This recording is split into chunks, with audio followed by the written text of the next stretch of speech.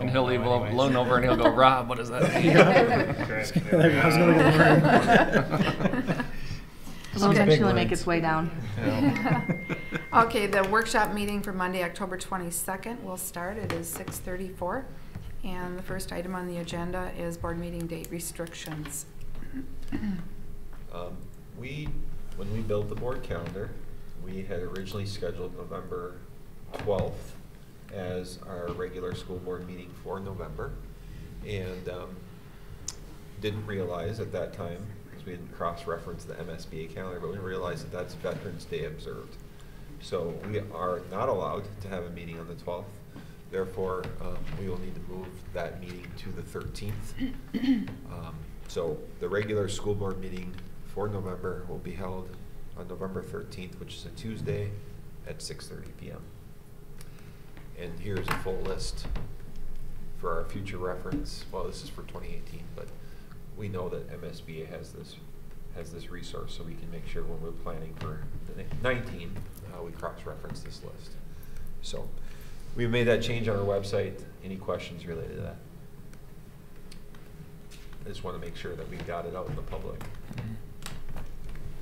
Good. Item number 2 is school board scholarship.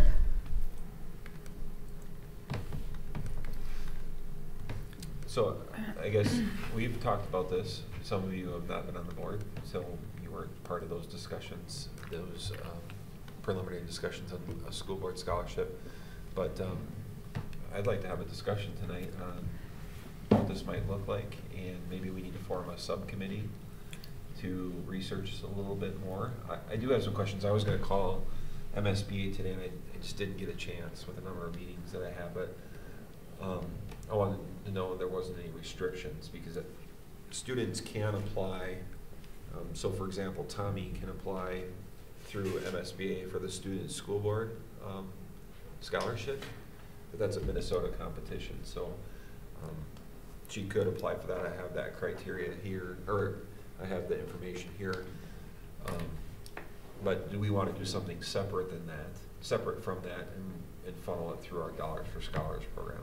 Something that we, myself and you as board members, consider a contribution and set an amount, and like I said, just flow it directly through Dollars for Scholars, create some criteria. It could be our student school board representative, it could be another student, whoever meets the criteria. So I think we can either have a discussion now or agree to form a subcommittee, and then that subcommittee could develop those concepts and bring it back to the board table, whatever preference you have. Thoughts? I love the idea. Yeah. I think it's a great idea. Completely support. I think it's great. I do as well. When we were talking about it originally, I was in support of it as well. Mm-hmm. I think we should all be involved in setting the criteria if we're all contributing to it. Okay, let's start it off. Let's talk about an amount. Let's talk about criteria. What is that? Good question. Well, I think it's tough to if we're mandating an amount. So kind of when I had thought about it, I just thought about coming up with whether it's $500 or whatever it is, but not necessarily, obviously you can't force everyone to donate into that. I just thought it would be a good time to do it when we get our stipend January. You can write out a check for $75 or whatever, and there's $500 into a pool for Dollars for Scholars. Mm-hmm. And if we're doing criteria, I would have them write some sort of essay or maybe fill out something just with some sort of leadership role. I think there's a lot of kids that should have the opportunity to apply for it that might not, depending upon how tight you make the criteria. Right. So, and again, I think as Autumn or Tommy was a perfect example, there's only limited spots though that you can be as a school board rep. Yeah. So if you had any sort of leadership, if you could explain some sort of leadership, to me that would be a good criteria. Whether you're a captain, whether you served here on this thing, whether you were the student council rep or some band president, something like that, where you had some sort of leadership role. Mm-hmm. And we just came off questions off of that leadership role. Agreed. So that being the main set of criteria is, you had to play a leadership role and then develop questions surrounding I don't know. That's just me brainstorming, but I think also how, a part of those leadership roles, how have they represented the district? In whatever criteria that may have been, which opens it up for everybody. mhm.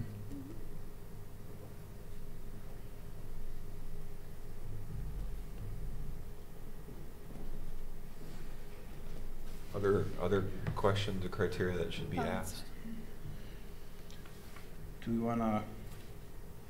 wanna look at assisting students that wanna get into education in some way, shape, or form, or kinda open it up to everybody? I mean, throwing that out there, I'm just thinking out loud on that one. That may be a tough one. Mhm. Yeah, that's tough. Like, I know I wanna be a teacher. Well, Mhm. you're only 18 years old. Yeah. You change your mind 3 times. Or I want to be a teacher so I can get the scholarship, and then I'm going to change my mind once I get it. That too. Yeah. I mean, I kind of wonder about, I mean, I like kind of just, opening it up kind of from a leadership perspective, but how many other kind of scholarships that are out there where, and I know the vast majority of these scholarships include some sort of, here's kind of your transcript, or here's, write a paper about whatever.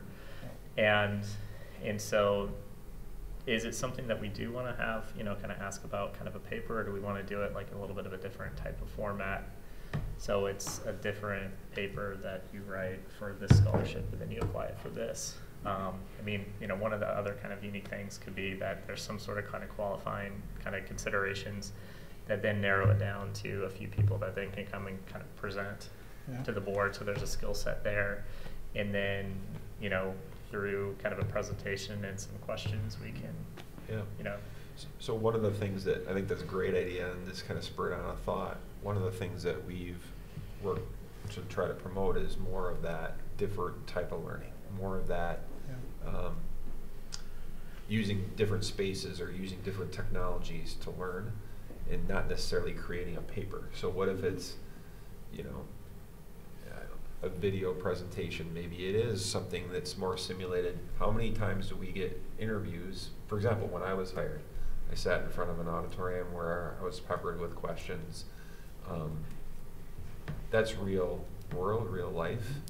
So maybe instead of, you write a 5-page essay, 5-page paper and submit it, we develop more of that multi-criteria that's more realistic with a job interview. You're gonna have to have these skills. We want to see what you can produce based off of everything that hopefully you've learned while you're going through our school district. I like that. That's cool. I think that's a good idea. I sit on the Jordan Commercial Club, and I've seen firsthand a lot of the applicants. And to be honest with you, they're very lacking in their essays. Very, very poorly done. So I think stepping it up a notch would be a good example for the board to do. For example, a lot of the hires that we do now, especially administrative level or administrative assistant level, we require produce this project. Well, Jesse's wife was just hired, Laura, and she had to come in, and part of the interview process for all the candidates that came in is they were given prompts, and then they were given a time limit, create a spreadsheet or whatever, create a document, and then interpret that and provide, a write-up based off of that data, that information. Mm-hmm. So something that's very tangible, very real life. I mean, we've all had to write essays, and there's a time and place, certainly, but that's not necessarily what employers are looking for. They're looking for skills that maybe involve a writing component. That's just one piece of it. Mm-hmm. So, are you guys saying that you want to see, kind of creativity, but also, a certain kind of, skill set, good skill set? Well, I think communication is part of it. That communication skill set, and being able to kind of be on the hot seat a bit, and you kind of give the applicant that opportunity, like you would in a job interview. Yeah. For me, I guess I would see 3 components. I definitely want to see kind of leadership and there's a lot of different ways to be able to do that. Certainly an ability to be able to communicate that effectively, but then I think from my perspective, I would love to hear about the role of service. And so to some degree, that's the calling that all of us have in one shape or another. This is a volunteer, effectively a volunteer type of position. We're all kind of called here for kind of various kind of reasons why we think it's important to have a vibrant district in any kind of community, in ours especially.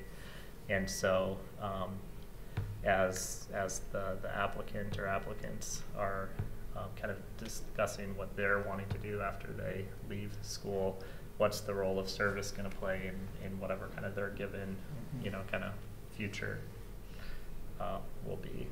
And I like that, Rob, too. And to me, this is just mine, but to me, I would rather we don't factor in grades. I would like to see an opportunity for a scholarship that does not pertain to those that have the grades, because some people are in there. You guys are gonna find this hard to believe. I was not a 4.0 student. I'm gonna just throw that out. We're there not talking to you now, Tom. But there are some people that aren't going to be able to achieve that 4.0 or even a 3.5 or whatever else that I don't feel should be disqualified from this, because they may have amazing leadership skills or that tenacity to go get it that I would like to see for this scholarship.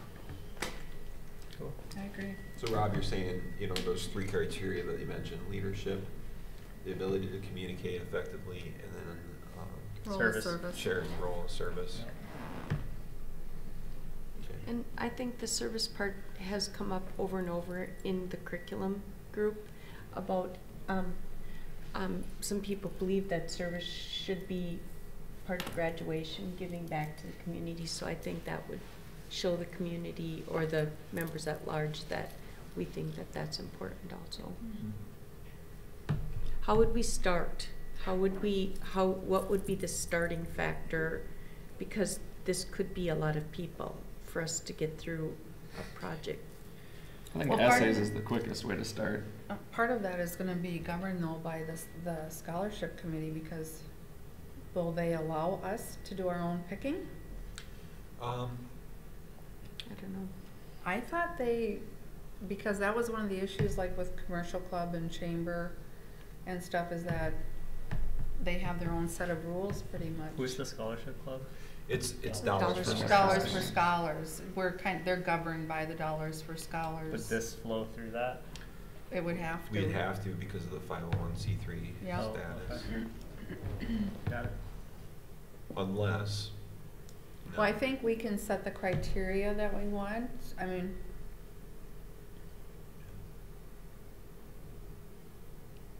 Unless, this is another thought, the foundation, instead of the foundation passing the dollars through Dollars for Scholars, because the foundation's also gonna do several scholarships. I donated to the foundation. And Donate to the goes foundation, the out. foundation has 501c3 status, you could just then do it that way, I would think.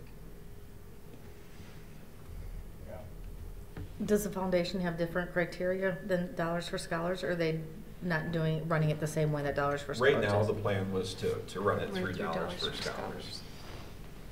Right, but by switching it to the foundation, does that mean they do their scholarships differently, where they don't have that, or they aren't requiring the oversight to Right. be them? They would have to design their own oversight, Yeah, you they know, would have to and have do their it own on their own. oversight. Yeah. We just wouldn't have to necessarily. Well, They this- could create the Will more policy. organizations want to do that then, or? yeah, I got the impression that the foundation was pretty adamant that their scholarships were gonna run through the scholarship committee. Didn't you get that from Through the Mandy? Dollars for Scholars? I mean, Dollars for Scholars. Yeah, I Dollars- thought. Yeah. Dollars for Scholars is a pretty big entity, right? Mhm. So the Or- assumption is that they've got their own administrative team.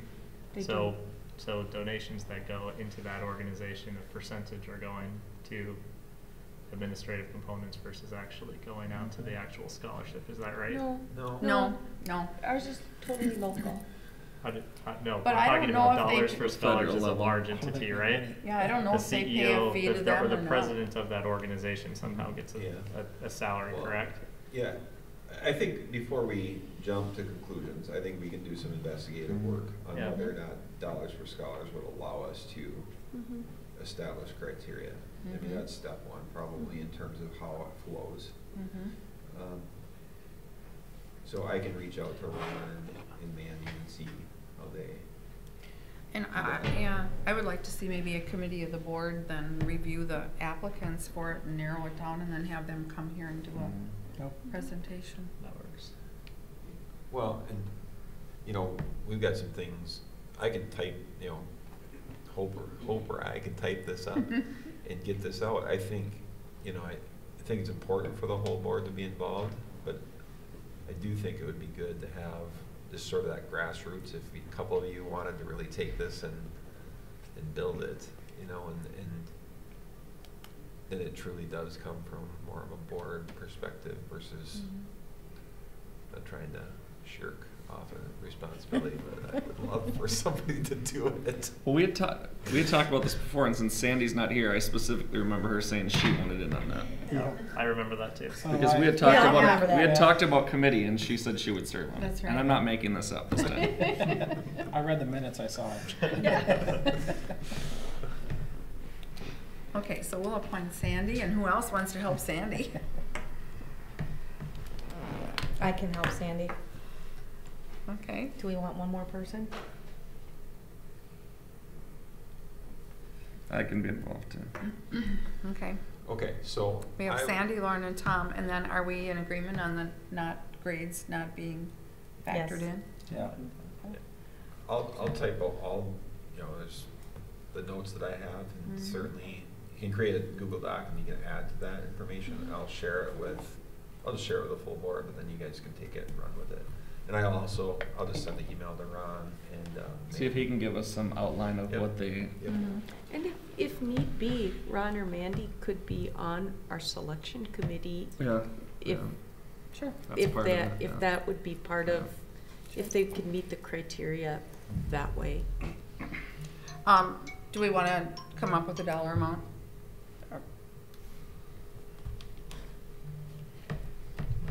I'm okay with Tom's $75. 500, does that sound like a, I think that's a good starting point Yeah. in year one. Start there. I mean, we can always.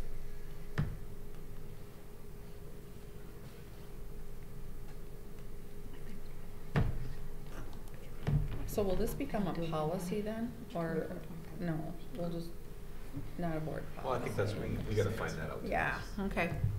Okay, any more on that? You have enough? Yeah. Okay, Is, can, just, sure. how do we get it built up so we have more than $500 eventually? So what do we figure, are we thinking everybody contributing $75, everybody contributing $100, started out with $700, and then every year it grows? It depends what we call it, because when we had originally talked about it as a school board, but then Matt said he might be interested, or maybe some of the principals would be interested, so is it not just Okay. a school board scholarship? Gotcha. I guess that's where we would need to decide what it would be. Is it a, Well, maybe we just. couldn't be a district, but Maybe we do it something. this way. We say, you know, who's willing to donate to this particular thing? Send it to the, I think we should run it. I think you house the money initially in the foundation. The foundation then passes it on maybe to the Dollars for Scholars. Yeah. Because we can't just, to your point, Lauren, we can't just create an account. I mean, you Mhm. could, but I suppose you could. You could have a savings account. Yeah. As long as it's not a district affiliated, this is just a group of people doing it. It could but be. But I like Could be. sending it to the Education Foundation because it also is a way for us to show support for Yeah, what they're that's- looking to do. Yeah. And plus, I mean, and that's what they're built to do, so they should be equipped to kind of handle that. But it could be it could be called like the leadership scholarship, or something like that, and then really anyone could put in and Yeah. could contribute. It could be somebody from an in-town business that said, you know what, I'm going to put in. I like what they're doing for their process and how they're handing them out, and that'll be ours too. I mean, I Well, don't know. and to that point, by doing that, by flowing it through the foundation, that's a nice, because they're just starting, so if we're throwing some money towards them, that just sends a nice message throughout the community that, hey, the school board and the administrators are providing these dollars for the scholarship. Yep. Okay. Yeah, thank you. Okay. Financial scenarios update. Amy. So we had hoped to take our 5CAST model and do that update. There's been some turnover in 5CAST. Yeah, they got it. It used to be with PMA was affiliated with them, and PMA is our financial institution that holds the majority of the funds. And 5CAST now separated totally. Ooh. Totally housed in Illinois. And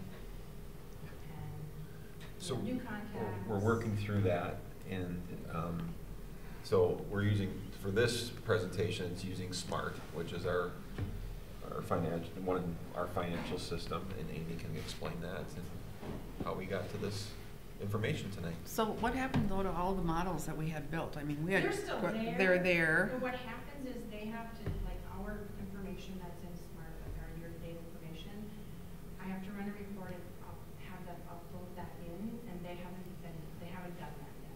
Okay. I've sent them the spreadsheet and it hasn't been. So is PMA So- still using them, or are they using a different company? It's in transition, huh? I mean, our contact at PMA. Right. Dave, he was my supporter. He's not my supporter for the 5CAST anymore. Okay. PMA is not. And then it turns out they might want us to buy a different module to accompany So the 5CAST. we may consider looking at a different, that's the Yeah. bottom line, because we don't want to buy more stuff. Yeah. Right, right. But I think this is still really quality, up-to-date information. I like to think so. So what we're gonna get another sneak peek in fiscal year 2019. So keep in mind, it's just a projection of expenditures that will happen. Tonight, I'm gonna just mainly deal with just the staffing changes because we've had so many staffing changes that have happened and what that salary impact is gonna do to our budget. So as we all know, we've had a big increase in enrollment. We projected 1853. We're currently around, I think the last time I ran a report, probably like about 1903, and that includes the ECSE kids and the tuition students that we have. So it's probably about an increase of about 78 students overall. And so when I do the formal revised budget, I'll base that revenue budget on 1,900 students. And that includes the 10 tuition students that we do have. Does everybody understand, I mean, we've talked about this a lot, what Yeah. tuition students means? Maybe a refresher wouldn't hurt. Tuition students are students that are, how do I explain that? Open enrolled out. They're open enrolled out to a different district, but we still get that gen ed aid because they're going to an institution. And we're reported as their resident district. Yeah. So we're a pass-through. You We can call collect the state, aid right? and then basically turn around and pay it out. So the expenses for that are within the budget, but we're showing here in this slide that we're collecting the aid, the state aid for those kids. Does that make sense? Yeah. Yep. So like when I look at our ADM report, it gives me one page with the ADMs that are served, and then on the next page, it's gonna include those tuition kids. Do we typically run at a loss with tuition students? Okay. Because those are very expensive programs. But they're not going to Shakopee schools. They're going to a specific, like maybe a treatment center program or a high level program. Okay. Yeah, it's not just open enrollment out. It's a more involved program than that. For example, one of the legislative, I think this is a good example, Hope and Amy, correct me if I'm wrong, but one of our legislative platform pieces was that student at the JAF. Mhm. We collect the aid for that kid, that student, but they go to school out of state. Right. We are the last, Minnesota considers us the last known resident district. So we collect the state aid, we get tuition bills from that entity in a different state, and we pay that. Those bills, about $2,500 a month. Okay. Yeah, between 1,500. If that child, if that student was in state, we would never see the bills because it would just run through the tuition billing system that the state has, and then we can. So that's probably a $25,000 tuition payment on an annual basis, and we collect $7,000. Right. So, for the adopted budget for the fiscal year 2019 adopted budget, just the state aid with the 1853 students was about $11,993,884. So I just ran a quick revenue projection model using the 1900 students, and using that, that's going to give us an additional state aid of about $313,063. So the new projected budget with just state aid will be $12,306,947.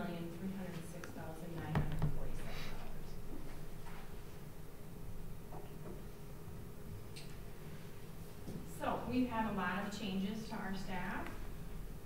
So what I did was I took our actual new staff that we hired since July 1st and a little bit before that. So we've hired a Spanish teacher at the middle school, a SLD additional teacher at the middle school, a .66 FTE art teacher, a special ed teacher that's going to be shared between the elementary school and the middle school, a new kindergarten teacher, and then the facilities athletics administrative assistant. Now I put her, the reason why that 50% is up there because it only affects the general fund 50%.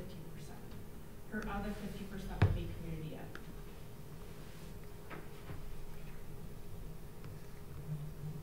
And then we had many staff that either resigned or took leaves, and that was a total of 16 staff.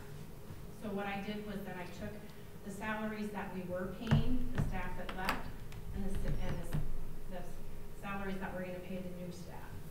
And then we had 2 staff changes due to reassignments and coding, and that was Joe Perkle and Jen Wynn.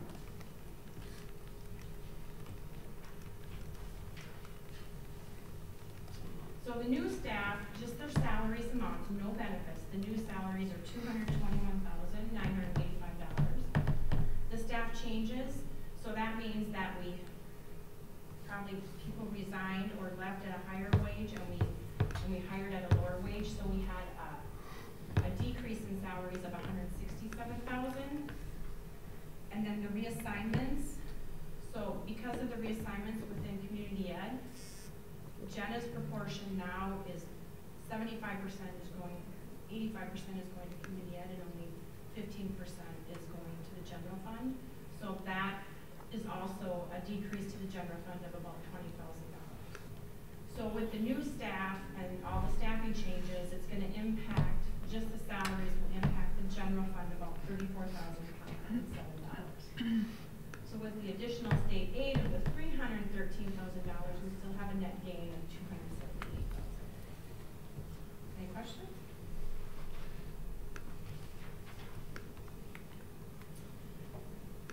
So there was also some changes to the food service. So the food service hired about 4 new staff members, and that was due to past resignations, not necessarily last year. But in the fiscal year 2017-18, over $19,000 of her salary budget, or the food service salary budget, was spent on sub costs, which was an increase of over $14,000 from the previous year. But you know, we've kind of got those positions filled, and so now the goal is to just have more stability in employment, so we don't have to pay those high sub costs.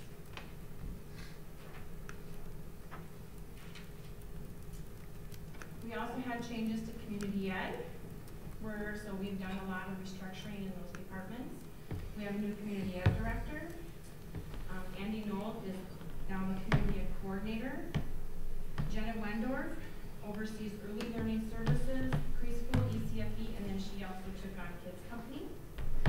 Joe Perkle, as of November 1st, is going to be overseeing the facility rentals and agreements. And Laura Perkle is going to be the admin assistant for athletics and facilities, so that's where her 50% of her salaries come in. So after the restructuring of all that, they're going to have a net loss of salaries of about $15,000. And that's from Jenna is now mostly called into community, whereas before she she was looking at. Mhm.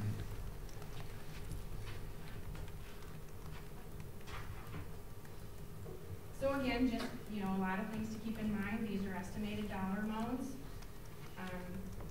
We also have to contract we have a contract with a psychologist to contract a high school psychologist, and that specific dollar amount is unknown. I don't even know if he's been in the building yet, but we will pay him hourly once he is or whenever he's called. There's been contracts negotiated since we've had the adopted budget, and there could still be more staffing changes. And the amounts that are given here tonight are only salary. They do not include any benefit increases or nothing like that. So far, the LTFM is ending fiscal year 18 with a positive balance of about $30,000, which is good. That leaves room for if some of the projects went over budget, we still have some cushion to cover them. The same as capital dollars, we should end up with a positive balance of about 15,000, which is actually good because we need to buy more devices for the increase in enrollment.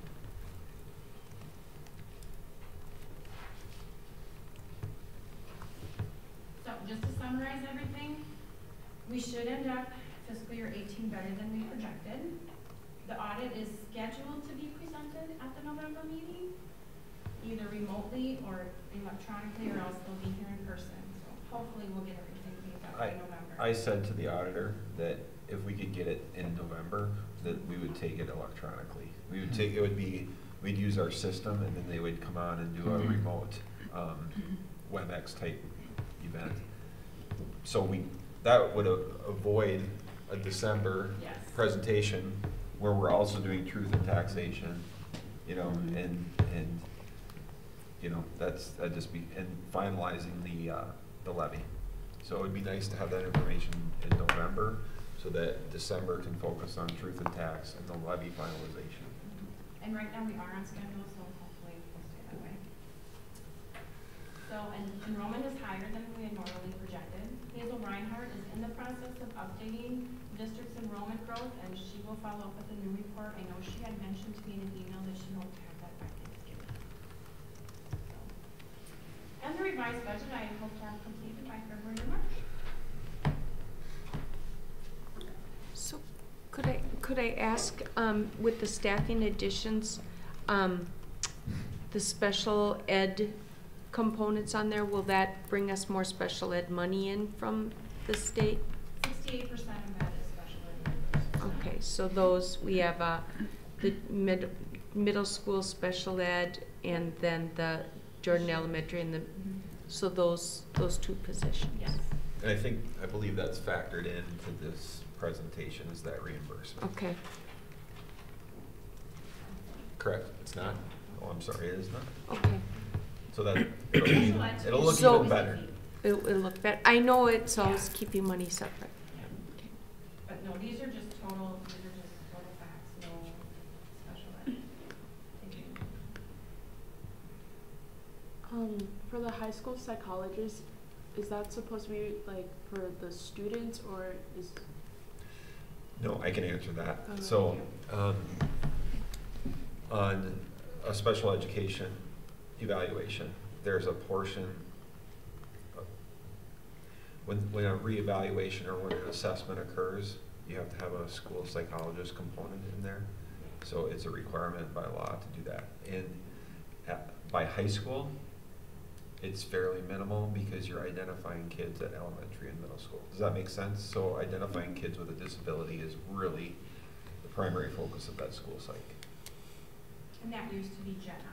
Correct. And now that she's taken on more of the early learning services, that part of her Jenna had to be reassigned. And we did, you as a board did approve a contracted service with a gentleman. This was a meeting or 2 meetings ago.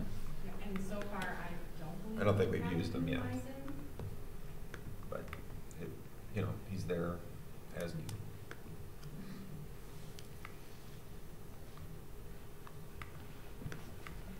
Good question. Any other questions? Thank you. Fundraising update. Fundraising reduction letter. well, this one's near and dear to many of our All of our hearts, right? hearts. So we've been talking about this for a while, several years at the board table, and I think it's kind of come to a head with both our booster club, in conversation with the booster club, which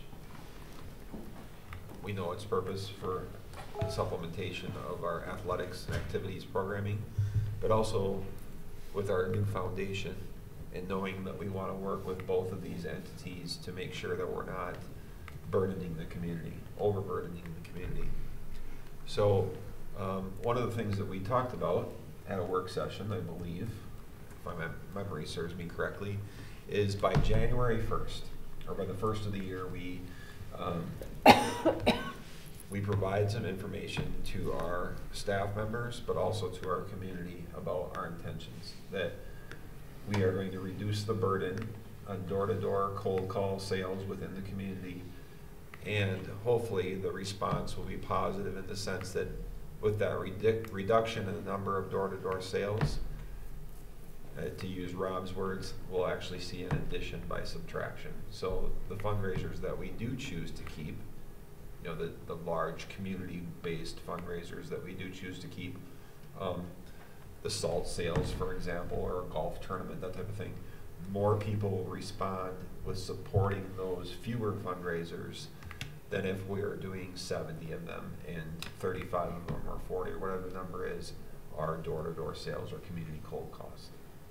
So the letter is just a draft, and hopefully you took it as it's just a very rough, getting words on paper to get some thoughts down and get your input on that.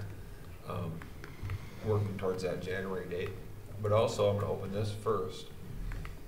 I convened a meeting with members of our administrative team and asked them to provide some input. So we color-coded. Hopefully that was useful. You can take a look at the colors. Green means it's an opt-in or some sort of service. And we're saying green means go. Right? Continue that. We're not saying that that goes away. Okay? Red is pause and think, because that's more of that door-to-door cold call sales within the community. And we have to have some discussion about that. All of it, but that in particular. Yellow is fundraisers going out of the district, so most of the time it means you can see Pennies for Patients as a yellow, or the student council food drive. Basically, when it says out of the district, it means it doesn't directly benefit our school district, but it benefits usually an organization, the Food Shelf or Pennies for Patients or Leukemia Lymphoma Society, stuff like that. Purple is fundraisers that just are inactive. They are on the list, but because we decided to keep them on the list, but they haven't been used for several years.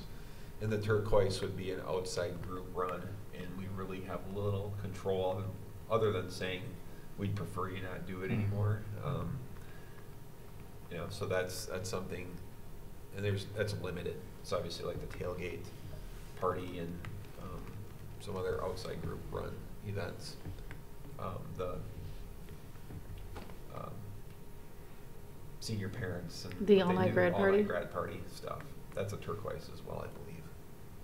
So we don't govern them. It's an outside entity. But we probably should work with them to make sure we're not hitting up door-to-door stuff. So this list really was the basis for, and I'll open the letter and just go through that real quickly here. Again, draft. If you haven't had a chance to read it, just really quickly, go ahead and read that.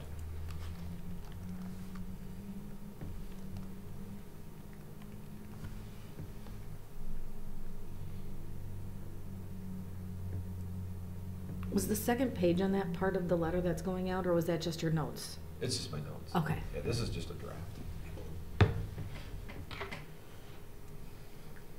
Everybody get a chance to read it? I can scroll through it too. I don't want to read it to you because that's insulting. That's going out or an email? Haven't decided. Yeah, this is a January, so I don't know what month it is right now, October, I guess, so we got a couple months here to go, but. Is there a sequencing that you're gonna take, or is it just gonna be a blast? I thought we'd start with our staff and Yeah. let them know first, and then a different form of this letter would go out to our community to talk a little bit more about our goal is to reduce the number of door-to-door Yep. calls that you get. We hope that in return you'll support a fewer number of fundraisers, but you'll support it with more gusto or something more Yep. tactfully worded. Yep. I mean, I guess I'm just kind of thinking about it from the, I think it's a great letter. I think it's just, is there kind of a waterfall of kind of communication, whether it's kind of the staff and it's the booster, the education, kind of entities, and then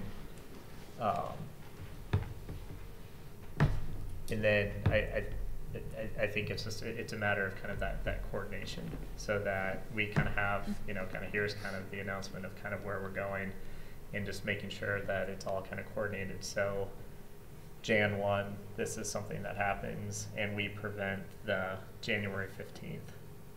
Someone says something that's a little bit different than this, and then all of a sudden you're kind of like, well, And how do we how control it? serious were we Well, about who's this or not? controlling it?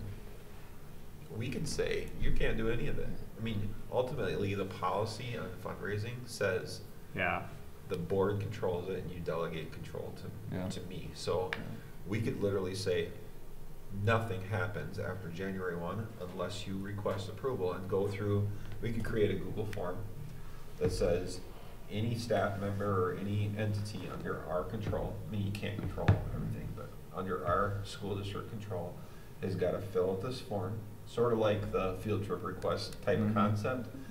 And we have to evaluate for, that's Right. Lauren, your question. I just put some, I mean, I was just brainstorming some thoughts, you know. Yeah. Provide us a summary, who's your target audience, you know, what's your expenditure plan, projected revenue, timelines, just so there's some criteria before you get it approved.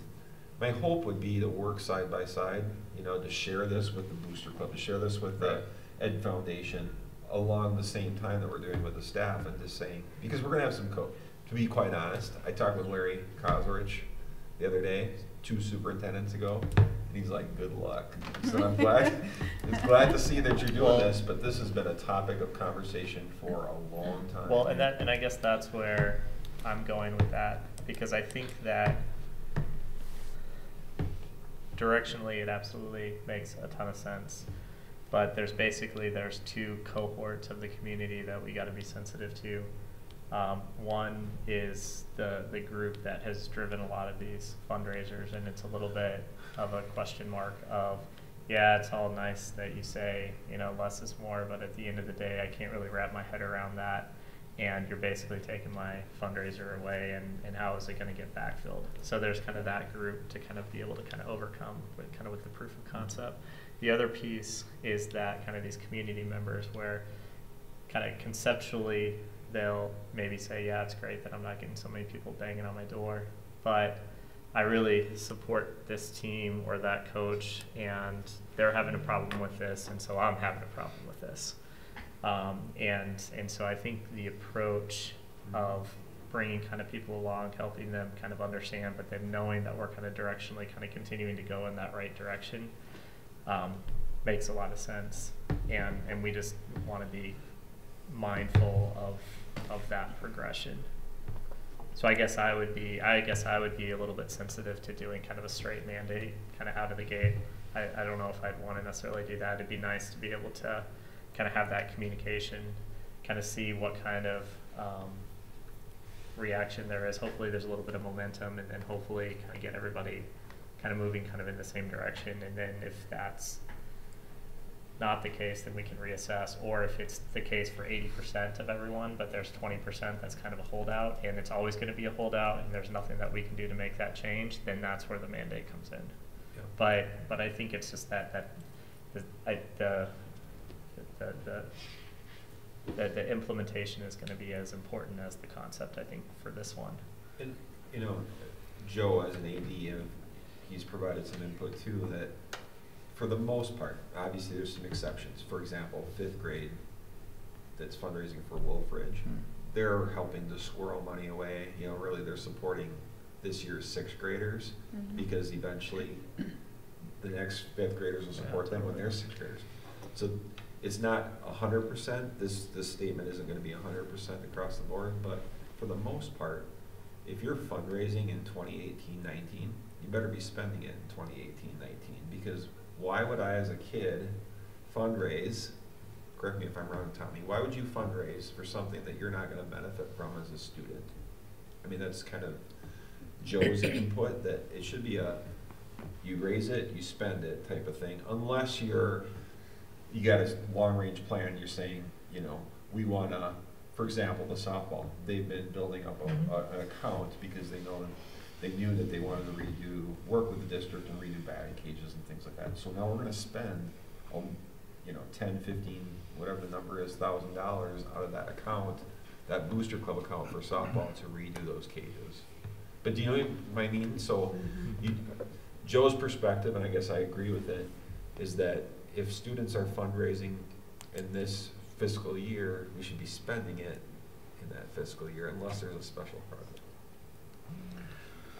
I'd like to see I like that we're looking to a process too, because I use soccer as the example, but I'll pick like archery or lacrosse comes in, and then they go, well, what do we do? What's everyone else doing? We were going to sell softener salt. Oh, softball does that. Like, how do they figure out what's available and the route for them to do it?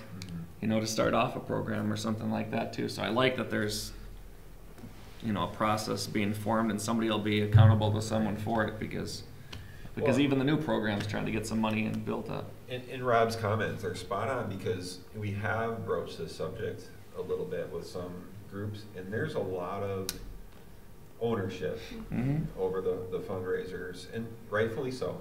Not slamming that for any reason, but I get that part of it. But I think building the concept that, you know, instead of you just doing this one particular fundraisers, what if everybody who had a chance to opt in that's under that booster club umbrella said, yep, that's one that we as a club endorse. We're all going to opt in and we're going to share the profits. Does that make sense? It's just getting that buy-in to that concept. Example is the gold cards. That'd be a good one. And that is, and we were at the same booster club meeting where we all have a wallet full of gold cards because different kids with different sports came to our door and we supported them. But it goes back to what Rob said, is the groups that have been doing this for a long time have buy-ins from their merchants that they work with, and they want to know, how are we going to backfill that money? The other thing is some of the things that their funds are backfilling, are they all deemed necessary, you know, things that they have to have, you know, too? And that's a separate process. Yes. I mean, that coach or advisor needs to go through a separate process to get those expenditures approved. You know, should have to go through that. I think we've come to a better place than we were a year or two ago with that. But to your point, Connie, we have 2 gold card fundraisers, one that occurs in the fall and one that occurs in the spring. Okay, $20 a piece, right? That's what they are. What if it's one time $40 and the incentives from businesses are better because you're doing it once and you're hitting them up once instead of twice? I'm probably more apt to spend $40 on something that I'm going to get my money back, because this business, instead of $1.50 off, gave $5 off. You know, if you spend $20 more, whatever, you know, that's the concept, right? Yeah. And well, there's 2 concepts to that too. So it's, are we going to have better quality of discounted programs? So maybe if we just come at once and we can kind of make some, you know, predictions that a local or regional company will say, yeah, no, I kind of want to be a part of that. And it's something that's kind of beyond what I offer anybody any other time. The other piece, which I think is going to be kind of a little bit of a harder one, but again, you have to kind of see that bigger picture, is that the 2 gold cards, they get them from 2 different companies right now. And one of the gold cards, and I'm going to make this up, but it illustrates the point.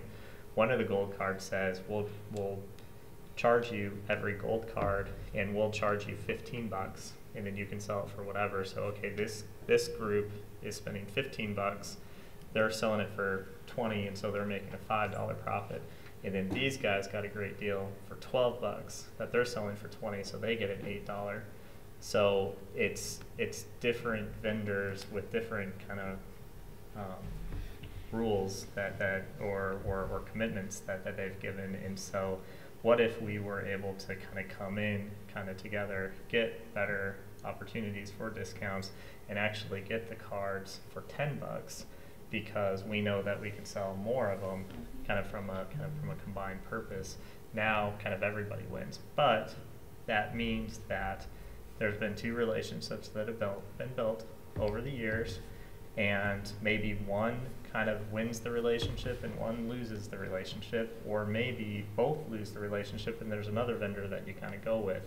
So, you know, there's you know, those things have to kind of get worked out. But at the end of the day, is it taking a step back and saying, is this better for the community? Is this better for the activities that are benefiting from this?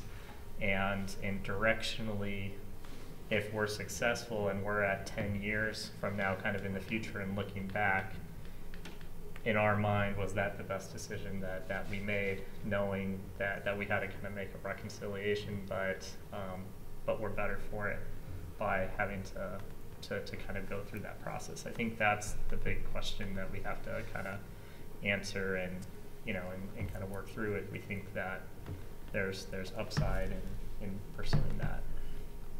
So 2 questions. What oversight do we as a district have with the Booster Club and the Education Foundation? Are they a subsidiary of the district? No, they're separate entities. So how can we enforce it?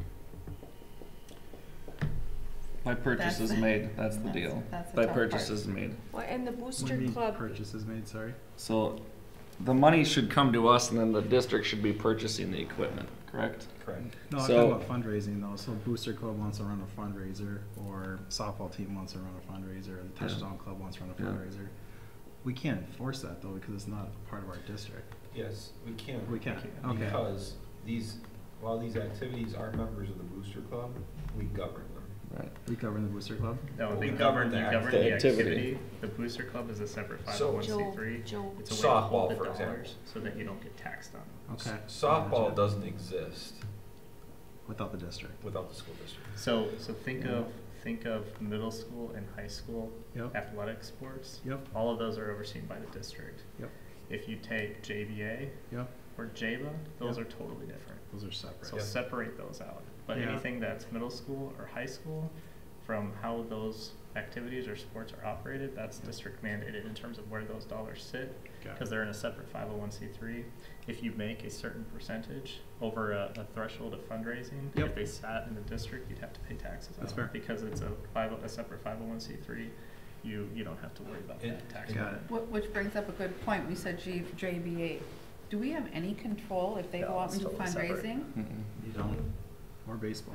Yeah, that's totally separate. Yeah. Totally separate. I mean, But like if the ideally, archery I- team But ideally wanted isn't to buy you'd like JBA's it aligned, fundraising but done it's at totally the separate. high school during the basketball games? Their concessions and stuff. concessions, their Programs. airplane. The their- programs, for example, are Programs. a long-standing JVA fundraiser for like the winter season, okay? That's something that if we chose, we can control that. We can say, no, thank you for doing that for so many years, but that's an opportunity for us to create a larger fundraiser and go out and sell ads. I mean, we could do that, and that's actually come up at a meeting. So when they do that, do they keep all that money? Yep. Yep. That's, Ooh, that would be a hot but, button. so That's a fun fundraiser. when The Jeff, kids love that. when Jeff was AD, Oh, it's awesome. well, I'm not talking about the airplanes, I'm talking no, about we're the talking about program. the selling the Okay. ads. Selling the ads. Oh, I'm Okay. sorry. I was talking about the. Talking about selling the ads for the programs. Yes, but Jeff, when he was AD, when he first came, because he was, remember Jeff, at one point, not too long ago, we had 0.6 AD or whatever it was, and then Jeff was teaching, or he was dean. That's or right. dean. So it's Yeah. not too many years ago, so there wasn't a whole lot of time to go out and sell ads and do marketing and stuff like that. one could argue that we have more time to do that right now, or at least can work with an entity that can help us do that. So that's something that needs to be evaluated. So that aside, what was I gonna say? A little bit different. Oh, to Jesse's point, you got a question, you question whether or not we can control. Yeah. Before the Booster Club, all these sports and all these activities that are through the district, you know, band, choir, football, baseball, et cetera, they all had what's called a student activity account. Okay. And when the Booster Club was formed, we said, we'll gladly get rid of those student activity accounts, because from an auditing, I wish Amy was still here, from an Yeah, auditing huge purpose, liability. Right. think about all the hands in the cookie jar. Absolutely. So that is something that the auditors were saying, oh yeah, if you can get rid of that, go for it. You know, Yep. so while we still have control at the program level, the funds are housed within the Booster Club. When they want to Tom's point, when they want to buy something, it's absolutely necessary. That's where the Booster Club makes a donation to the school. Yep. That's already been approved by Joe, for example, and then the school district buys it. Got it. And so what I was gonna say is, like, if archery club comes in and they wanna buy a 15-passenger van to transport their people, and the district says, we don't want a van, they can fundraise all day long for that, and they can earmark whatever they want for that, but if the district does not purchase that item, they're not getting it. They don't Like, get they it. can't use it. Like, they could purchase it, the booster club could purchase it, right? And then we could say, you're not allowed to drive that van. Or it's Or ride in we that have this van. awesome trip that we're going to take, Right. but we don't really have good supervision for it Yeah. and whatever. And it's the kibosh. So Yeah. so we can control the purchases, and Well, and we we need to. had, the dance club came to Booster and they wanted jackets and blah, blah, blah. And then we had to go, wait a minute, as a district, we have to do, we will provide certain things as Yep. your uniform. And then that limited what they were asking because the district was needed to provide them. So I think the other part then, so thank you. The other part is obviously there's 2 gold card sales every year for a reason, right? You know, team 1 expects X dollars and team 2 expects Y dollars. Yep. So I totally agree with the thought process of, you do 1 gold card, $40 is more appealing. It makes sense. I think a part of the rollout though has got to be like, look, team 1 and team 2, you're going to get the same amount. It's just better for the community. Mhm. We got to paint that and, picture. and even Right. more so practically, because you're exactly right. But practically, okay, well, how do you do that? Because Exactly. hey, great idea, Rob, but how are you gonna actually do that? Right. This is how you do that in terms of at least with the Booster Club. We have a drive one Mm-hmm. set up with Ford. And so essentially what we've been able to do is that if we coordinate around 3 or 4 different sports or activities to be able to sign up for that, and basically you have to get 300 drivers, Yep. that's $8,000. Yep.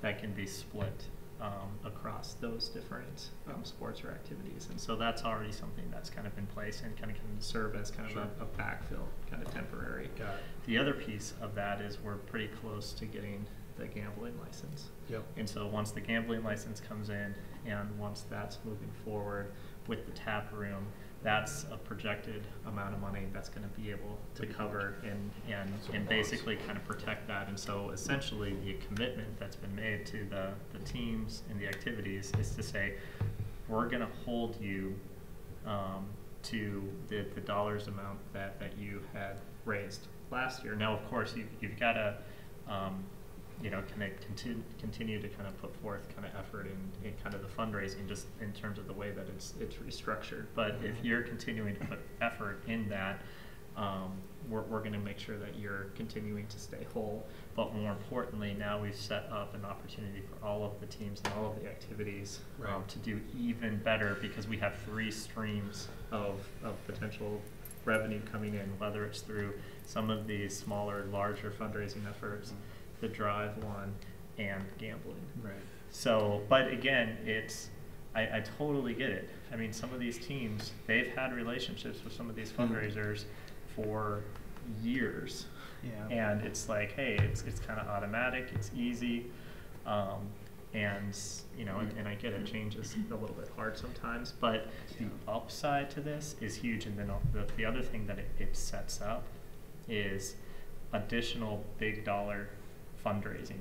So if we're able to create a little bit more coordination and be able to get kind of some of these kind of annual fundraising drives kind of in, now all of a sudden if we're thinking about more of a bigger ticket item that's a little bit longer term, and then go to a potential donor that may or may not be interested, they're already going to be giving money to somebody. It could be a hospital, it could be the university, it could be those dollars that potentially stay in town. But if we basically show we have a level of sophistication, coordination, these are the dollars and where they're going to potentially go, we increase our likelihood of getting that tenfold. Well, and there's one more point, and it goes back to the comment I made earlier about spending the funds that you raise in 1 year. And this goes to Connie's point too. What's the purpose? I just added that in my notes. That needs to be under the application. That's huge. Yeah. Why are you doing it? Right. Why are you fundraising? Exactly. Because my understanding, and those of you who've been in the community longer, you can correct me if you know the answer, but based off of what Jeff has told me when he began as AD, is there was a point in time where the district was not buying the essentials. And it had to be supplement, you know, the funds to buy those essentials was supplemented by these activities as student activity accounts. So uniforms, the actual equipment to play the game, to play games, you know, basketballs or footballs or those sort of things, literally were purchased, and that does exist in other schools as well. I've heard of stories where the activity actually had to fundraise to pay for their busing to get to a state tournament. Those are things that we view under current practice essential to run a program. Yep. Therefore, the school district, and we've talked about that, you know, the budget for all of our several $100,000 just for activities alone, for transportation, those types of pieces, uniforms. We have a uniform cycle. That didn't exist to the level that it does now until Jeff put it together. So those are the things that I understand after all these conversations. That also provides you some context. So the question that I would have to all these people as we're going through this and saying we need to be sensitive to people who have done this traditionally, I would say, well, why are you doing it? Is it because, you know, you once had to supplement your programs to give the essentials, or is it something you're working toward? What, provide us some context and some reasoning. Yep. So to throw another clinker into this, how would we handle like the fruit sales and specific things where the kids are raising money specifically for themselves for a trip? Yeah. How would that play into this? So I don't know that we put fruit sales. What color we did it? We did have fruit sales. You have them on there, I saw What it. color is it? Do you remember? I feel like it's purple, but I could be wrong. No, that's No, it's not inactive. purple. Oh, and then it's not it, then it's red. I could be completely wrong. No, that's Because right don't there. mess that There it one up, is. because I really like it. It's quite. I think Uh, that's also it's like a community red. service. Yeah. Right It's here. red because it's door to door. Yeah. You know, but The issue with that, Deb, though, Yeah. is that instead of many, you have a handful, and it's about kind of the margin. It's not just necessarily the dollars that you raise, but for some of these, we're kind of indentured servants. I mean, for some of these fundraisers, it's ridiculous. Where, hey, we fundraised, and I just paid $1 for kind of whatever it is, fruit sale or kind of whatever. But at the end of the day, they're keeping 95 cents. And we only get to keep 5% that actually goes to kind of the school. And so we want to identify kind of more of the big ticket fundraising items that people actually kind of want, and that is going to kind of be kind of bang for our buck kind of at the end of it. And so I'm not sure exactly specific to kind of the fruit sale, but the ones that at least were kind of initially identified that kind of fit that mold are, it's not necessarily sexy, but the salt sale is huge because everybody needs it. And if you do it kind of once and you actually devise a system where they're gonna bring it to your house, and not only bring it to your house, but bring it to your water softener, that you're more likely to order 15 bags instead of 2 bags. And so in terms of some of those criteria that we're starting to get made, It was kind of the idea of if we had a fundraiser in the fall, a fundraiser in the winter, and a fundraiser in the spring, what are those three that would be more the traditional door-to-door? Yeah. And then everything else could be an opt-in, but it's not necessarily a door-to-door. It might be we're doing a volunteer, washing cars. We're going and working at a certain restaurant, and if you wanted to go kind of to that restaurant to give support, then that's cool, but you're not ringing a doorbell. You think about the salt one, and how many people we are not capturing on that one. If you were, who likes to carry bags of salt down to their basement? Well, that one should be done twice a year. I agree. Or 3 times a year. I agree, because I 'Cause I don't don't want wanna 15 bags of stockpile stuff. 30 bags. Yeah. Should I use more than that? And I remember for the past 2 years, I had to go find a softball girl to get salted. They didn't come to me, which I found very odd because I have a lot of softball girls I hang out with. But I think, Deb asked the question about what do you do when you have, welcome Sandy. Hi, Sandy. What do you do when you have, like, there's 2 more there that I see right away, the candy bar sales and the poinsettia. Okay, so those are 5th and 6th grade fundraisers that go specifically to Wolfridge. And tuition for Wolfridge, I believe, is like $150 a student. So It's 186 or Yeah, I something. think it was like that. 190. It's close We to may get the have idea. students, yeah. Close to 200. so- Tommy? Yeah, so for the fundraisers in red, they're gonna be replaced, or are they just gonna be like gone for good? Because I'm kind of confused. That's what we're trying to figure out. I hope they're not gonna be gone, cause like I'm big into the fruit. I think it's more In coordinated. case you didn't get Well, that. so- Yeah. And I'm not going to Hy-Vee. That's where it becomes difficult, because going back to some other comments about being sensitive, if we pick and choose and say, oh, we're gonna leave that one, that one, that one, if they're door-to-door sales, where do you draw the line? But Matt, you just used Wolfridge as an example, Yeah. and the fruit sales is going to go towards our trip, Their or trip. their band trip also. Right. Yep. So, So it's not like, well, and But and it goes. band theoretically should be, I don't know if they are technically, but they should be a part of the booster club. That then fits into that mold, so And that I they don't- have the 3 revenue streams that And are I coming in. don't think they Yeah, are. I don't think they are. but I think Yeah, there's I a think they difference are. there because It's individually like a lot of the organizing. fundraisers supporting uniforms for like the whole soccer team. I get that. But when you've got like the band kids that are going on a trip or a Spanish club going on a trip, I can see a lot of resentment on the part of the rest of the fundraising group saying, why should we pay for their trip? Even Oh, yeah, you mean a booster smirking. club? If Booster Club was involved. I'm smirking Yeah. only because this is why no Problem. one does it. No one tackles this for this reason. Well, and there's and a lot of the sports and the activities. So number one, the booster club is not sports. I think that's a misconception that people have to. Right. We have to Yeah. make sure that we're actively communicating that it's extracurricular activities that are sports and activities. So the booster club, yes, is football and soccer, but it's also robotics and it's dance. Right. And if it's not, if it's not choir, it It should is. be It choir. is choir. Yeah, both, so it's choir. And band. Choir both on there. So all of those kind of components are Theater. a part of it. Sure. And should be, because they should be able to get kind of those different kind of revenue streams. But then it's also too where it's in those dollars theoretically shouldn't be used to support the ongoing operations of those sports and activities. That's where kind of the budgeting from the district comes in.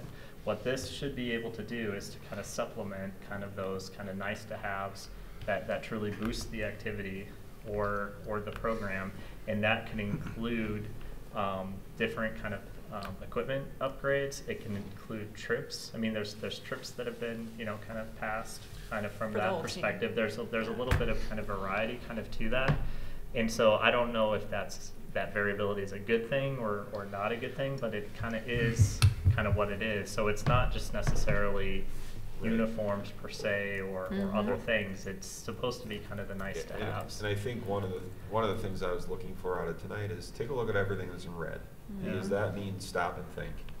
And just don't get rid of the fruit. You know, I'm gonna throw this out But- there, but but again- salt but again- is door-to-door sales, just like fruit. Yeah. But And if- salt is a and- huge and if- fundraiser, and if but- salt, but if Right. salt gets, Right. but it's Salt is also- red? Right. yeah, Salt is red. yes. That's a And huge. it's not saying we're not doing them, it's just saying that these are the door-to-door sales in the community that we have to, Oh, yeah, we have totally. to, this, Yeah. red doesn't mean stop right away. Red means, Think about it. yeah, this is a door-to-door Yeah, that's fine. community fundraiser. But I think the next step to that, if it hasn't already happened, is, and I don't know what the criteria is, but it's creating a set of criteria that then you can kind of gauge, okay, so what do we do with these items that are identified in red? Because I think it goes back to your point very candidly, is we have 60. We're in a community of 6,000. So there's 6,000 people. And we have 60 fundraisers that are coming out of the school district. And that doesn't count the city, so that doesn't include like fire, like the fire department fundraising. That doesn't include some of the other kind of activities. And so Girl Scouts, Boy Scouts. and so when you have that many kind of organizations kind of peppering you with, hey, can you give this? Hey, can you give that? Hey, can you give that? And I think that we're a very charitable community, and a lot of families kind of do their best. But when you know that you're going to get 4 or 5 different knocks on the door from different random people, and you want to be able to say yes, I'm going to say yes, but I'm only going to say yes, and here's $5 for you, and here's $5 for you, versus if I'm only being asked once or twice, I might be more likely to say, instead of $5, here's $50. So that's kind of the idea. But if we're going to go down this road and truly believe that there is a less is more concept, that means some things are going to have to get cut. And are we comfortable with that? Well, I think the other thing though too is all this fundraising that takes place. If we're gonna govern the fundraisers, we need to govern where the spend goes to from the fundraisers. So it needs to be call it equality there. Totally. For example, I mean, you could look at just activities right now, and you could say there's a big differentiation in our fall sports alone. There's a substantial differentiation. What do you mean? I don't understand what you're talking about. I think it needs to start at, quite frankly, it needs to start at Joe and the coaches, and they need to figure out what their long-term wants and needs are, prioritize that list, and then fundraise, and then we can narrow down fundraising. Wow. So if, again, Archery's coming in and saying we want a van, and Joe says, you're not getting a van, then they don't need to fundraise for 10 grand a year. Well, definitely agree that spending has been out of control in some areas as it relates to activities, but I would also say in the next breath that that's much more regulated today than it was 2 months ago. Yeah. Well, and I believe it may be regulated, but I think the amount of fundraising with certain activities is substantially higher. So if we, take that out, there's going to be how do I augment that? But it goes back to the wants versus needs, Yes. and we would need to govern that very Yes. closely, because do you need 4 uniforms and Team A has 1?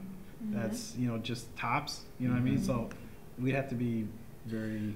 Well, and that's why getting control over That's this why that's so and saying, Yeah. starting January 1, the slate is wiped clean. We're not saying you can't do it, but you have to apply to do this, and we're going to look at these criteria. Where's the application for the fruit? I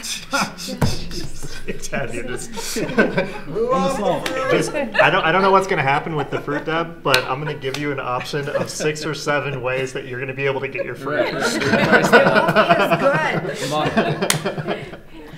But I know that that they bring up that at the Booster Club, each group has to provide a budget of what they're spending. I don't know who sees that, because I don't know what happens, but at the Booster Club, all the coaches have to do, and then in agreement with Jesse, just on the fall sport thing, whatever. Do you think if we as a Booster Club or we as an organization said to a large, let's pick St. Francis because they do our emergency care, whatever, we said, would you give us 20,000 and we could split it all the ways, rather than one group being the first people there and asking for the bigger amount, and getting their names spread all over certain brochures or programs? Would that, if we work together, that seems more logical to me than going back to that program thing, that was the discussion point right there, is Yeah. Okay. rather than allowing one group or an outside entity, you know, a non-district entity to have that program, or, well, they're both, in both cases, program, we are gonna agree to sell ads, but it's gonna be through the Booster Club, and everybody's going to benefit that's a member of the Booster Club. Whether it's theater, because the program will have all those business advertisements when you pick up the program to go into the fall, Play. you know, musical. Yep. Or spring musical, fall play. Yep. That, it's universal. Right now, I think we all recognize that it's not. Right. So, but there's been nothing to regulate it. So what's to say somebody can't do that and say, I'm going to buy X, Y, and Z? Good for them, because we haven't done a good job of regulating it. Right. Going forward, if we're doing that, then everybody is on the same playing field. I think too, just the coordinated efforts, like, so football says, you know what, we want a lighted practice field. And so we're gonna fundraise for that. Well, then all of a sudden, if you're not communicating it, soccer goes, well, wait, we could use a lighted field too. Well, now can you coordinate that effort of that fundraiser to literally light a practice field so they can have JV football games on there and JV soccer games, you know, on the other nights, or just more coordinating and Yeah, and making sure that it's cooperation. good use of energy, time, and money. And I think that's a great point, and it goes back to some earlier points I made. In the past, they've all fought for their dollar, because they had this mentality that the district isn't going to give us anything. Right. So we have to do everything to claw, scratch, Yeah. and climb to get every penny we could for our program. We're trying to change that Right. culture and saying that, you know, with the Booster Club and with the district, that you gotta benefit the whole. So I think. Well, and they you're- do the same thing, right? If you're a coach, I would do the same thing, right? If I'm a coach, there's limited resources in town, and I'm gonna want those for my program. If that Right. means that maybe Rob doesn't get as much because it's important to me. Right. So I get but that the too. Yeah, and the problem that we have is that there are certain resources in town, I was just gonna say but that. everybody goes after them. Yeah. That's right. And to a certain point, again, it's the $5 versus $50 example. Yep. I'm not gonna necessarily say no, but I'm not gonna have a big yes Mhm. either. Number one, because everyone's peppering me, but number two, really at the end of the day, you guys aren't really showing a capacity to spend the dollars wisely, just by the nature of how you've come to ask. So if there's a big potential philanthropy or marketing kind of investment that I'm gonna make, I'm gonna probably make it with someone else versus the district. We wanna change that. So in terms of, you know, so we can wrap up this part of the discussion, in terms of avenue, you know, in terms of sequencing, for your input, do I take the draft letter and tweak it with some additional criteria pieces under, and maybe I'll just create a separate page under criteria and maybe create a Google form with this as a sample document, along with that highlighted thing, and go to both the Ed Foundation and the Booster Club and say, we just recently had a discussion. This is where we're at. We're struggling with things in red because students, you know, rely on that as an individual fundraiser to help pay their tuition for a specific trip. So that's just an example. How do we, you get their input as entities and how we deal with that too. And take that as our next step. After I get that input, come back here in November, December, and revisit it so that we are again working towards that January timeline of getting this out and being universal in terms of our message. Because that's the other thing. We're going to be challenged on this by some people more than others. And I think we just need to have that support that, no, this is the direction we're moving, because no, you can't do what you've always done. That comes up a lot.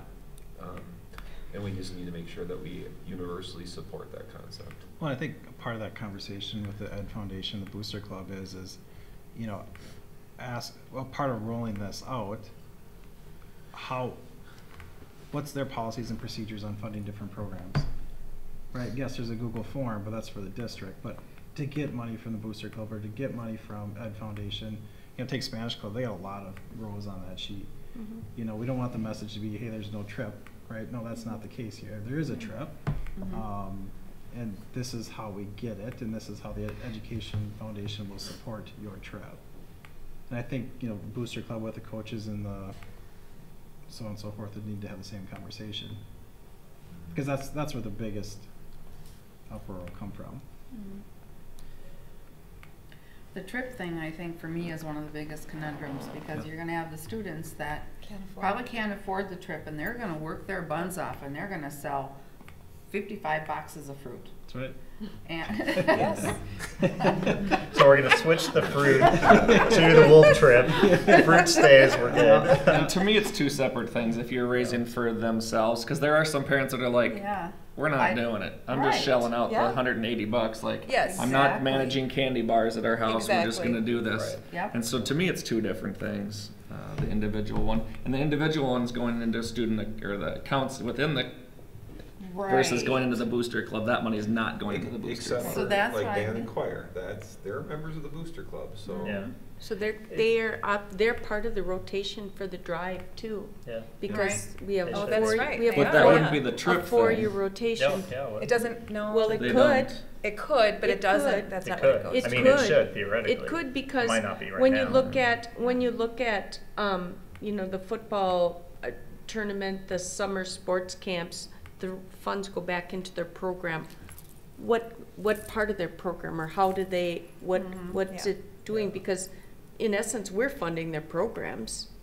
So, devil's advocate, are they paying rent to use our facilities to fund their programs? I'm sorry, that's my job. But just question if they are, because whatever. But some of these things in green, you could question too. What Well, I and might do is I might do it kind of in chunks. So there's been a lot of dialogue, at least within the booster club, Yeah. around consolidation of some of these. What I might do is identify of those fundraisers that are specific, tied to the booster club, because there's been a lot of kind of ongoing dialogue. Plus, we have funding mechanisms to help keep some of those programs whole as we kind of go through the transition. I might kind of just identify those fundraisers where it's kind of stop and kind of evaluate. And of those ones that are in red, I might maybe circle back with whether it's Joe or whether it's the admin team and come up with a recommendation to say, we think these are the top 3 to do kind of the doorbell based on kind of whatever metric, and then take that recommendation to the booster club, take that recommendation kind of to kind of the staff and the coaches, kind of feel it out, kind of get input, and then be able to kind of roll this out Jan 1. And then we kind of leave, Wolfridge and the elementary school stuff as maybe kind of a phase 2, so that it's not necessarily a huge kind of big So bang. we So just- we're I'm glad going you kind of in brought the up- right direction. I'm glad you did bring up the elementary school, because the elementary school is not part of the booster club. Right. And that fundraiser, It's PTO. the readathon, that, It's PTO. Yeah. that's what I Yeah. meant. But they have their own. PTO. Right. But that's Yeah. not part of the booster, and that's kind of a stop and think, and that's a really Right. successful fundraiser Yeah. for the Right. PTO, and they do a lot of great Because things. we want this, at the end of the day, this has to be additive. If people feel that this is punitive, Mhm. we're, I it's think- gonna be tough. Yeah, 2 things. One, I think, I didn't mean to emphasize stop and think. It's, if you go and read the red category, it says, I can't even read it. Door to door. Door to door. Door to cold call door sales. or cold call sales. It doesn't say you can't do them, okay? All it's saying is we try to put these things in different categories. The charge is to reduce door-to-door burden on our community. Exactly. Okay, so if fundraisers fit that criteria, we tried to put them into that red category. That's really all we were trying to do there. Gosh, what was the other thing? But I think though that if you take kind of those red ones, Yes. identify the ones that are kind of more high school and booster club kind of related, and say what is. Yeah. So you got your thought again. Well, so, for example, an unrelated thing, but a similar concept, I think what you're talking about, Rob, is we like eat paper here in our school district. It seems like we eat it because we use a lot of it. And so we said, all right, we gotta reduce this. And there are some users that are like, because we can track it all now. We have some users that are here, we have some that are here, and then we have some in between. And we said, if you're here, there's a threshold. You can continue to make your copies. We're not gonna touch you. Anybody above that threshold, the expectation is year one, you're reducing by, I can't remember what it was, 10% or whatever the number. So, and by target year, you're gonna be down to the threshold. So we're gonna get there. It's just not gonna, we're not gonna say if you're making 40,000 copies, believe it or not, we have somebody that's making over that. So if you're making 40,000 copies, we're not saying that you have to go down to 10,000 copies. We're saying a 10% reduction, you're 40. But eventually you gotta get to 10, so you better figure it out. You know, you gotta have this long-term plan. I think that's what we're talking about here. We're not saying we're just cutting them off. We're saying let's identify some top money makers that we think could be collaborative effort. Let's take it to these different entities, and then we phase it down from there. Now that teacher's fundraising for paper. Yeah. No, just kidding. Well, Just kidding. When we had formed the Booster Club, I mean, we tried to express this, but the whole point of, or the big point of it was to consolidate and make it easier, life easier, and more lucrative, basically. So it was get rid of all of these things, get in the gambling, and make it so you don't have to do all these fundraisers. So we're not trying to take, literally, I can't see where we're trying to take any money out. We're trying to maintain your level of money with less effort. And then build we're it trying from there. to make you more money with less effort. With less effort. So Yeah, we're as growing long the as you're pie. understanding that, but we're not cutting you down like Matt's doing to these poor people that are trying to make copies. Just kidding. We're just trying to take down. Cost per copy? Oh, I know. It's the time. You know, we want to take the time and the effort down and still be able to maintain what you need to maintain. And that's where I think the budget comes in. You say I need $10,000 for lighting. Well, how can we do that instead of you going door to door and selling reams of paper? Right. Or fruit baskets. But how can you do it more efficiently? And you know, and this is something that I haven't necessarily thought about, but for some of these that are kind of favorites kind of in the community, I wonder if you can go to some of these and basically say, is there an online option? Or I really like this.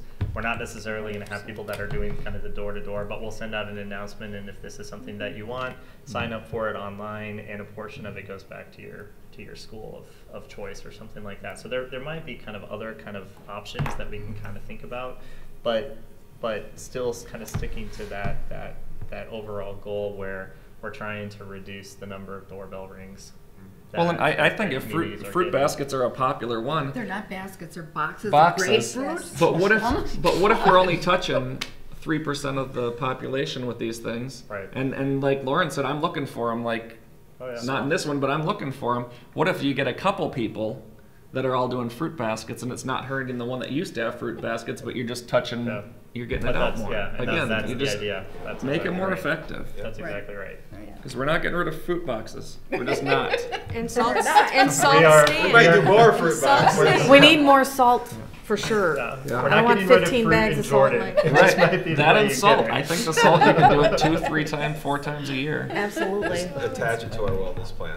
There you That's go. right. There you There you go. go. Exactly. I know that I missed, and I apologize for being late, but I attended an awesome presentation. But quick question, jump rope for heart is red.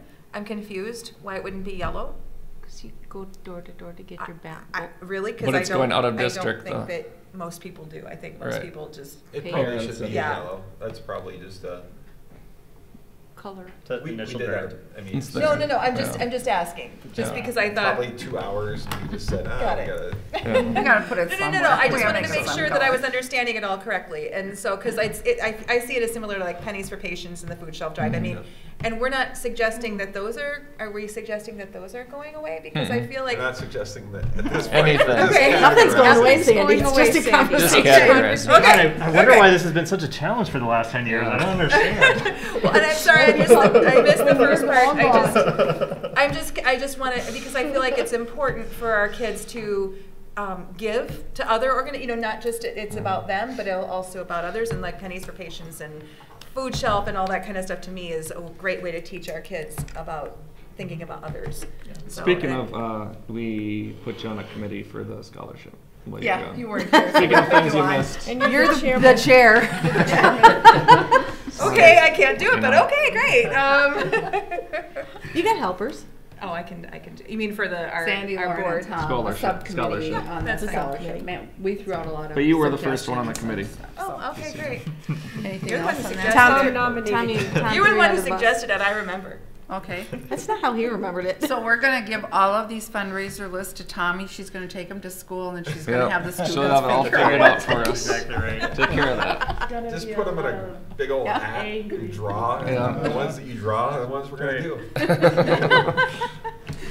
No pressure. That's what MD Okay. would do, so you might as well just do it. That's true. That's true. That's funny. true. Did I wrong camera? Yeah. I don't think the camera's on. Oh, Oh, it is on. Oh. That's all right. We got Okay. some Good Where is entertainment. that We got enough camera? I was behind. counting on Oh, it to it's see up what the there. That's Good new. I didn't say entertainment. anything that wasn't true. financial. No, That's what they do. that's right. It's good entertainment. Before we move on to the special meeting, I don't know, Tommy, did you have a report prepared Oh, for yeah. tonight? Did you want to, typically we attach it to the agenda, but, did you want to share anything before we move on to the? Well, okay. So I have like a decent one. I have some about so like for the middle school, the PTO readathon is going on, and I think today was the last day for students to do their fundraiser. And then also like last week, it was the annual walk/bike to school day, and a lot of kids are kind of happy about that because a lot of big kids participated. And then also, during the 16th, students had a flexible learning day where they basically went home and parents could come in and talk to teachers for like certain parents who aren't able to make it during the other times they have like conferences, so it was pretty good for the parents. So there was supposed to be a Courage Retreat this week, but I heard that it got moved on to like November 15th. So like I had it for the 26th, but stuff got switched around. But I think it's because of the early release. So it's gonna be at Hope Lutheran, and it's also gonna be run by the NHS students. So like for bullying awareness, we're gonna do this Unity Day thing on Wednesday, I believe, and we're all required to wear orange too for high school and middle school students. And the DLC students that came here last board meeting had their first meeting, and I was able to participate, and we talked about like healthy school environments and how students can feel comfortable. Also how like if a student isn't like, you know, progressing well in a class, how they can like go out of their way to like make themselves kind of comfortable, if that makes sense. And then for high school events, we have a Reward Intervention Day. Basically for students who have like a 70 or lower, have to stay and like get caught up, and then for the students who have 70 or higher, get to leave early that day. Or you could stay. Yeah, they can Do stay. the activities. I want to go home. I asked my daughter if she'd just rather stay, and she was with you in that camp. No, I'll go. Okay, so as we know, football got their big win last Friday. They're really excited. Some of them were really nervous before the game. I could hear like the crowd screaming all the way from my house, so it sounded like a good game. Volleyball won, and I think they're going to be playing Southwest tomorrow at 7. Thursday at 7, thank you. But not here, right? I think No. that No, was at the That's Southwest High Yeah. School. And then tennis, the doubles team, like all of them made it to the tournament. Only one student qualified to go off for singles. Her name's Emily Henderson. Yeah. I'm not sure about, I think she played this Saturday, but I'm not sure about her results. But yeah, and then also cross country. The girls finished second place in the MRC championships, and the Hubmen were the champions of the MRC. Not really sure about all the groups yet, but I got a couple that I know of. So like the ELC is basically the high school's DLC. So we went over there and we talked about our experiences in high school and just gave them output on what like we can do to create a healthy environment. There's also a girls a cappella group in our school called Harmonics. We just got our music for our winter concert. And we also submitted our audition tape for the ICHSA. It's a competition for a cappella groups. Last year we got in, but we lost at like the first round, but it was pretty good for our first try. And then also for NHS, we kind of are like doing volunteer work with the Booster Club, and also we're gonna help run like stuff for Mrs. Meyer for like the Courage Retreat. So that's what I have so far. Excellent. What grade did you Wow. say? Thank What grade did you. you say the Courage Retreat was for in the middle I school? think 8th grade. Okay. Yeah, that was good. Good job. Thank you. Great job, thank you. Okay, we will call the special meeting for Monday, October 22nd to order at 8:09. We'll stand and say the pledge. I pledge allegiance to the flag of the United States of America and to the republic for which it stands, one nation, under God, indivisible, with liberty and justice for all.